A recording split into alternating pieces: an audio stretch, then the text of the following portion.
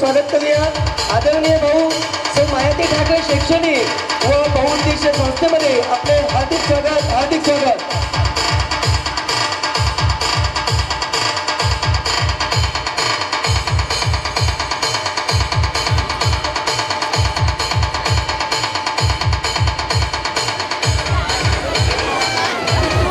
त्यानंतर व्यासपीठावर उपस्थित आमच्या मार्गदर्शक, प्रेरणास्थान आणि ज्यांचा आशीर्वाद नेहमी आमच्या सोबत असतो अशा आदरणीय श्रीमती मायाती ठाकरे आई या ठिकाणी उपस्थित आहेत.